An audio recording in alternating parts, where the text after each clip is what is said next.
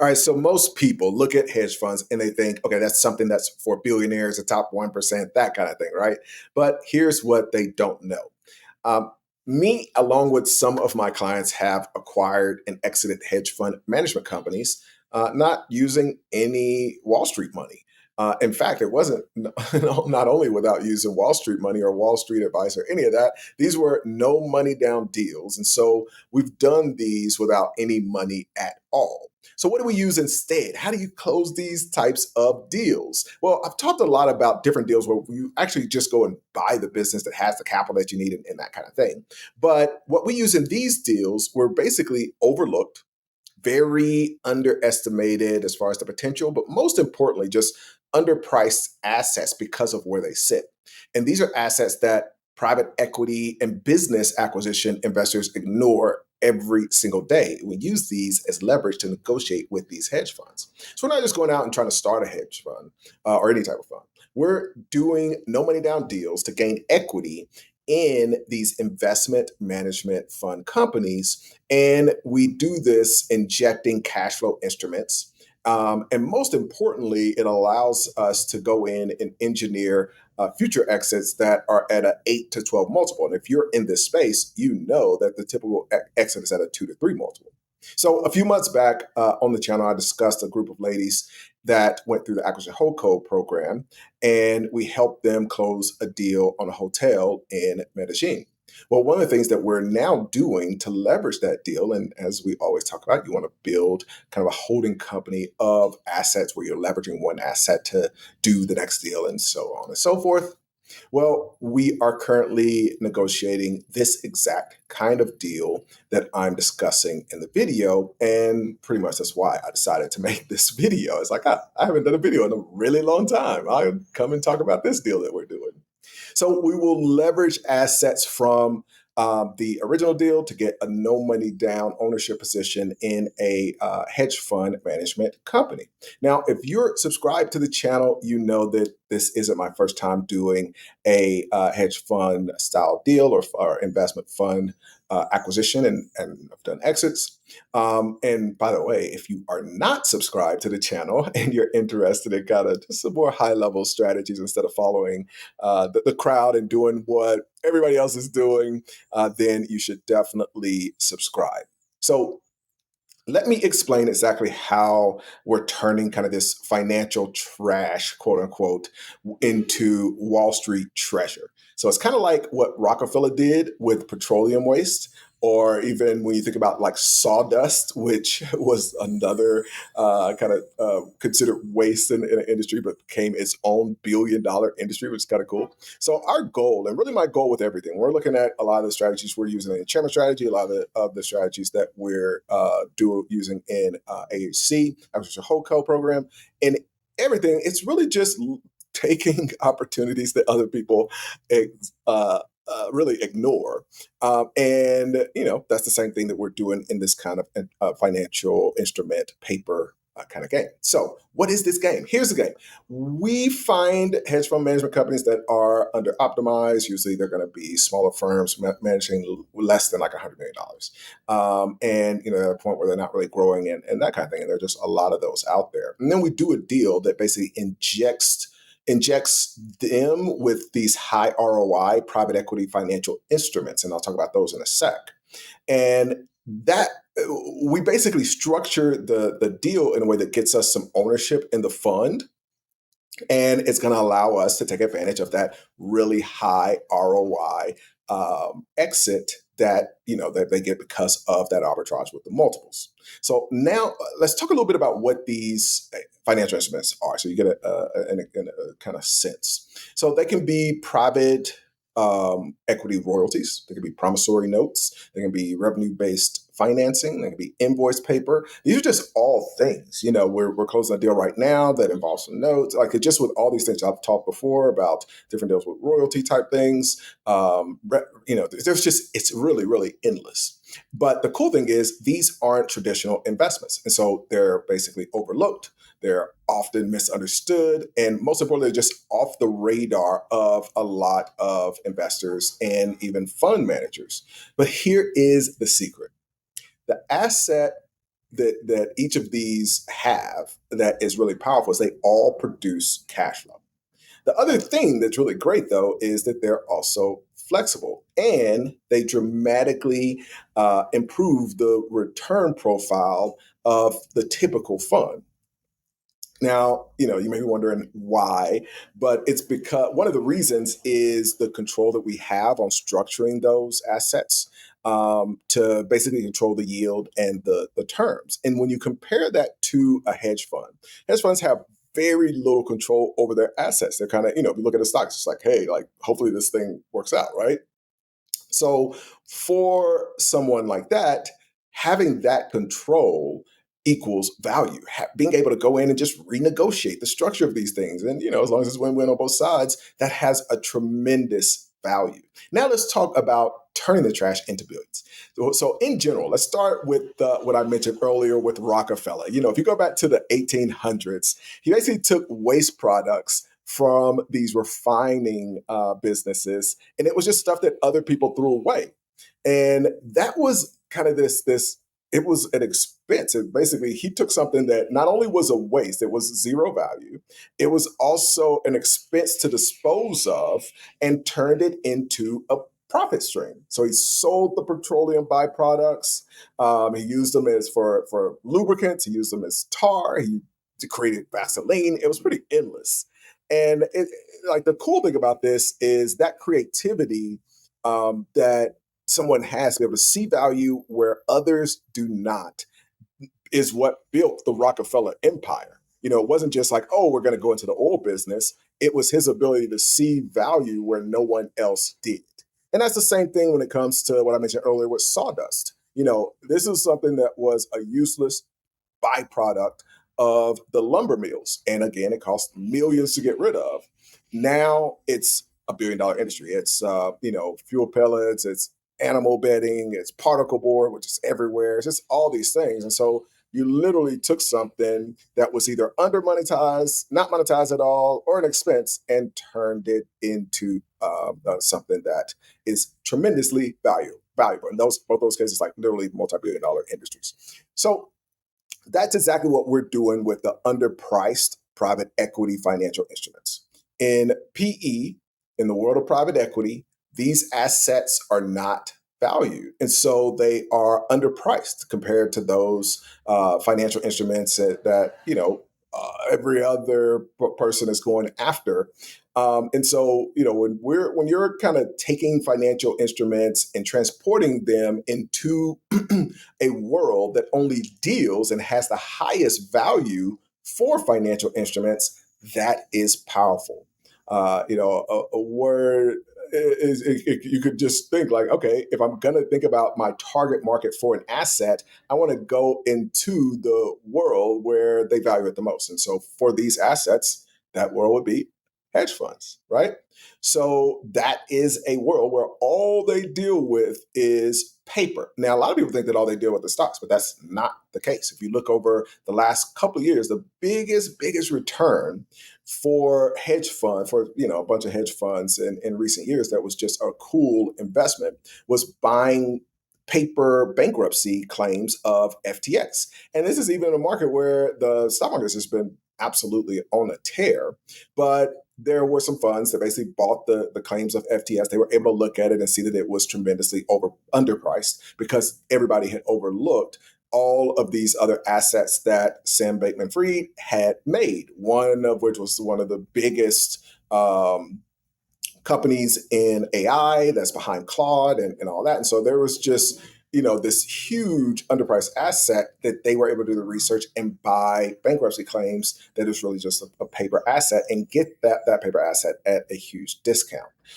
Now, FTX was a private business. It was basically private equity that was the business, but the paper, even bankruptcy paper that was generated by that private business, turned into not just a 2x return or 3x return, but based on the pricing, like basically 6, 7, 8x. So if you put in $1 million, it turned to $8 million. So and this was without all of the work and risk and headache that the average private equity direct investor goes through when we're trying to get those kinds of returns. So we take what others ignore. In this case, it's the non-bankable assets like those private equity claims or royalties or notes or merchant cash advances, receivables, revenue shares. It really, like a lot of people, there are all these things where just people don't look at them and they don't value them. And we inject them into these fund structures where they can instantly get a very high multiple. And in general, this type of financial engineering is, just that's just where the real money is. I think we get stuck, especially if you grew up middle class and that kind of thing, and we just think of like business as this is the way that the world works. Like I got to go out, I got to try to sell something, I got to try to make money this way, da da da. It's probably one of the biggest reasons that even when I'm coming on here and I like tell people like, hey, you should join our programs, all that. So it's like, I could just go over here and do this financial engineering thing that makes money, which that's why I haven't done a video in so long, right? But the real key here is that there's all of these other ways to kind of create money out of thin air. I've talked about my royalty deal where we took some royalties that were at, again, a 2 or 3 multiple, and then we put it into a public structure. And if you're, again, a subscriber, you already know about that deal. And if you're not, you should be because, hey, it's dropping gems, man. So if you look at that deal, it was at a 2 or 3 multiple. We took it to in a public company that had a over 20 multiple. And so like all of that money in between is just created out of thin air. And so a lot of people are trying to just do things that are a lot tougher. I guess they want to do it that way. Now, why do we kind of look at things with this hedge fund model in particular? It's because, when you can have this a consistent yield and it's backed by these private contracts, that gives us that premium valuation. So this is where it gets to be a lot of fun. When we acquire a fund management company or investment company and improve its asset base and we introduce these structured private deals, and we will do it at a huge kind of discount to where they are in the multiples that they're at. And so we don't just improve the returns, we instantly increase the enterprise value, right? So I know, which is our goal. I think this is one of the biggest mistakes that business owners in general make. They're too focused on what they're going to make today and not what they're going to make at exit. And exits are what create wealth. There's nobody that's on the richest person's list that's based off of cash flow and income, which is the only thing that most business owners are thinking about, which is obviously why they don't build as much wealth. So we are able to instantly increase that enterprise value. Now, in the financial space in particular, well-run firms can trade at like a 8 to 12 earnings multiple. And, oftentimes the assets that we're bringing to the table are the 2 to 3. So that's just a very simple arbitrage and a lot less work and headaches compared to what most people are trying to do to increase the value of their business. Now, you just have to know how to do this stuff, obviously. Like that is the work. Learning how to do this stuff is the work. And that was honestly the work that I've had to put in. So now we've taken kind of these low multiple, the underappreciated financial instruments. We've gone to the step of plugging them into a high multiple machine. And what we've created is a very cool, profitable exit opportunity with some cash flow in between. So the cash flow is definitely the bonus, right? We want it, but the real goal and the really great thing is like, with these, I love dealing in spaces with it that are very scalable. And so when you look at an investment fund business, like the multiples are great, but the real power is like also in the margins. I mean, you can scale up, and it's even better than a SaaS business, right? Because the scale doesn't necessarily impact the results, depending on kind of what asset class you're in. So this, though, is how you flip financial instruments the way that other people flip stuff like real estate. It's, going to a space nobody's paying attention to. It's basically, having kind of a fix or flip. And this isn't theory. This is literally happening inside the Chairman Club right now. We're doing, and by the way, the Chairman Club is basically, it's a club where we do deals together. So instead of just talking about deals, I do deals in front of and with the club, and they share in the profits, that kind of thing. They can participate and work in the deals and all this stuff.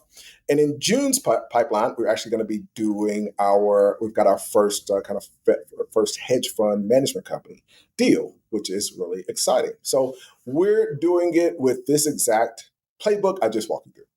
In the Chairman Club, we've got a bunch of different playbooks. We've got about 12 playbooks of strategies that we follow. We talk about the media strategy and those kind of things. This is from the financial engineering set of strategies. So since we're coming up on those trainings, I actually kind of pipeline two financial engineering deals where we're going to be doing these deals. And sorry about that. We're going to be doing these deals and they'll be able to follow along. So everyone will basically have the access to kind of what's going on in the businesses, how we're closing them. It's really cool. Like on our first chairman deal, they got to go through the process from beginning to end. Like, hey, here's how we're negotiating and structuring this thing. Now here's what the paperwork we're using to close it. It's really step by step. So we have the financial engineering, two of those deals that are in the pipeline, and we'll be doing those deals as we go along in that segment of the training starting next month. For our FBC deal that we just closed that is in that financial engineering space, we've got our first call with five. We actually have five of the chairmen who are helping to lead that deal. So excited for that. I think that's next Tuesday. So if you haven't gotten an invite for that, definitely reach out to Nori. Now, if you are someone who's a business owner or someone who's an investor or just someone tired of kind of chasing the trendy opportunities with no wealth creation events, then hopefully even just introducing this concept is like a wake-up call. You're likely leaving money on the table, not understanding and leveraging these strategies like those in German and like those in Acquisition Holdco. Even when we talk about the financial engineering strategies, it's not about manipulation. It's literally just about monetization. And I think the thing that a lot of people confuse with is like, it's literally just how business works. Like that's the reason why Wall Street is what Wall Street is and just makes all this money and, has power all over the world is because they understand these strategies and they know how to leverage them. So what this is about is seeing value where others don't see it because they don't have the training to be able to see it. And even better, you can see value where others see actual waste. Really importantly is being able to structure the deals and structure them in ways that maybe the market hasn't caught on to yet as well. So if you want to keep up to date with these deals, if you should definitely be subscribed. But more importantly, if you want to see the inner workings of how we're doing these deals and you want to get behind the scenes as we grow and exit these different businesses, the only place you're going to be able to see these type of strategies like really executed and just doing it quietly behind the scenes, seeing those creative deal structures and exits. And quite honestly, I think results that would make other folks jealous. And you're also getting it from a guy who doesn't spend a dime trying to convince you to work with me. Because if I'm being honest and not trying to be an asshole, it's your loss, right? Like that's where I'm coming from. It's like, okay, that's your loss. But nobody else doing this stuff. So if you want to go deeper, click the link below. It's like the cheapest thing ever. So the world is full of overlooked value. You can wait for someone else to discover it, or you can learn how to find and structure it yourself. The next wave of wealth, I think, it's not going to be about earning. I think the attitude before we got to where we are right now, it's about working and earning. And those days are just over. Like if your plan is to just work and earn your way to wealth, it's just AI, there's robot, there's just too much, even from an intellectual standpoint. Like if you're not getting really creative about how to maximize value of things, you are going to lose to the competition because it's not just about how good you can use AI. There's going to be somebody else that's going to be able to use AI. It's about getting above all of that noise with these types of strategies. Anyways, I'm Ace Chapman. Let's go do this together.